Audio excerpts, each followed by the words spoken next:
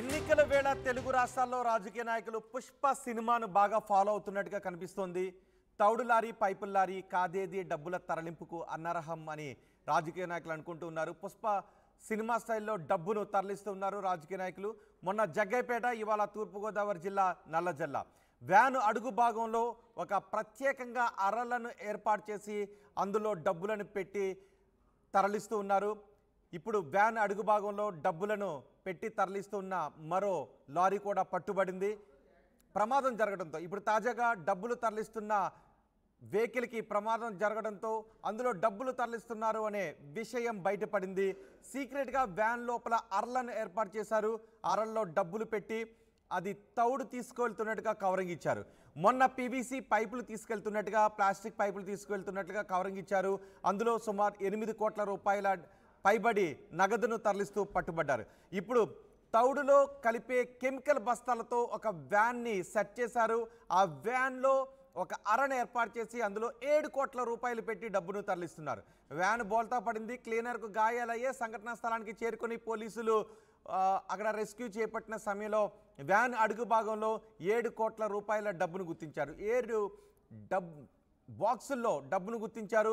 ఆ బాక్సులో 7 కోట్ల రూపాయలు నగదు ఉన్నట్టుగా తెలుస్తోంది.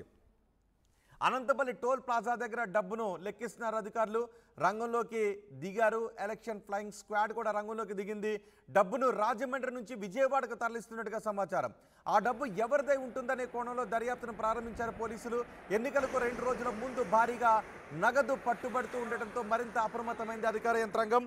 మా ప్రతినిధి మణికుమార్ మనకి అందుబాటులో ఉన్నారు ఈ పట్టుబడిన డబ్బు గురించి సమాచారం అందించడానికి. మొన్న జగ్గైపేటలో మనం చూసాం, సుమారు 8,70,00,000 రూపాయలు పట్టుబడింది. వ్యాన్లో ఒక ప్రత్యేకంగా అమర్చిన అరలో తరలిస్తూ ఉన్నారు. అప్పుడు ఇద్దరిని అదుపులోకి కూడా తీసుకున్నారు.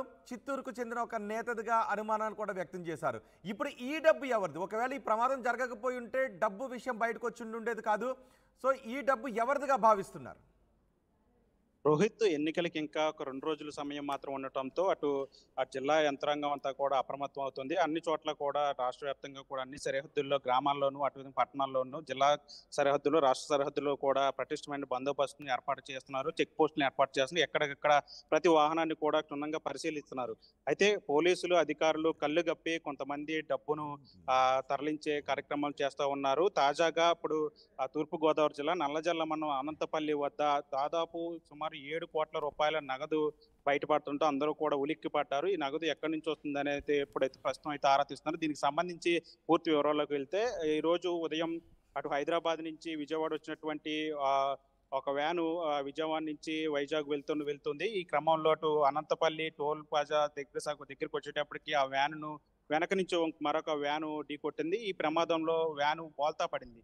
దాంట్లో ఆ వ్యాన్లో పూర్తిగా తౌడులో కలిపేటువంటి కెమికల్స్ ఉంటాయో ఆ కెమికల్కి సంబంధించిన ఆ సున్నాన్ని వాళ్ళు తరలిస్తూ ఉన్నారు. ఆ సున్నాన్ని మధ్యలో సుమారు 7 బాక్సులు లభ్యమైనట్టు కూడా పోలీసులు గుర్తించారు. వ్యాన్ బోల్తా పడిన వెంటనే పెట్రోలింగ్ పోలీసులు సంఘటనా స్థలానికి చేరుకున్నారు. పరిశీలించి అక్కడ ప్రమాద తీరును పరిశీలించారు. క్లీనర్కి తీవ్ర గాయాలయ్యి అతన్ని వెంటనే హుటాహుటిన గోపాలపురం ప్రభుత్వ ఆసుపత్రికి తరలించారు. డ్రైవరు సురక్షితంగా బయటపడ్డాడు. అయితే ఈ వ్యాను బోల్తా పడిన తీరును పరిశీలిస్తున్న పోలీసులకి ఒక్కసారిగా దాంట్లో 7 బాక్సులు బయటపడటంతో అవాక్కయ్యారు.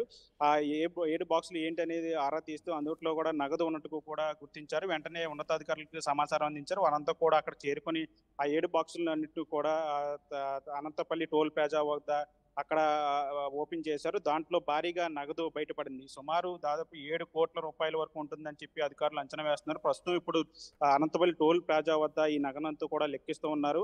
ఆ నగదును లెక్కించే మిషన్లు తెచ్చి వాటిని కూడా లెక్కిస్తున్నారు. 500 నోట్ల కట్టలు, 100 నోట్ల కట్టలు, 200 నోట్ల కట్టలు భారీగా బయటపడడంతో అందరూ కూడా ఉలిక్కిపడిన పరిస్థితి కనిపిస్తుంది. రోహిత్, ఎవరిది అనే విషయంలో ఏమన్నా క్లూస్ దొరికాయా? ఆ డబ్బు ఎవరిది అనే విషయంలో? అయితే ఈ నగదంతా కూడా ఏదైతే తౌడులో కలిపే కెమికల్స్ ఉంటాయో వాటి మధ్యలో పెట్టి ఈ బాక్సులను తరలిస్తూ ఉన్నారు.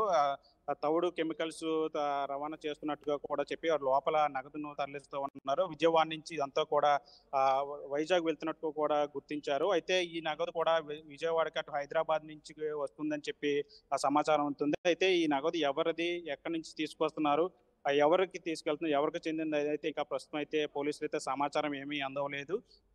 దీనికి సంబంధించి ఈ నగదంతా కూడా ప్రస్తుతం అయితే లెక్కిస్తూ ఉన్నారు.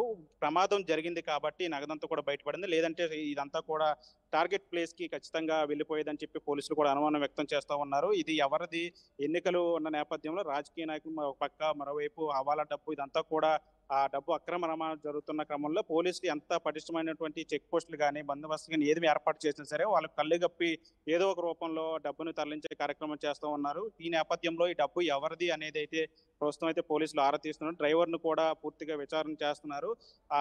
డ్రైవర్ చెప్పిన దాన్ని బట్టి ఇప్పుడు డబ్బు ఎవరిది ఏంటి అనేది అయితే పోలీసులు అయితే తదుపరి దర్యాప్తు చేయనున్నారు. రోహిత్. రైట్ మణికుమార్, ఎన్నికల వేళ తెలుగు రాష్ట్రాల్లో భారీగా నగదు పట్టుబడుతోంది. పుష్ప సినిమా స్టైల్లో డబ్బును తరలిస్తున్నారు నేతలు.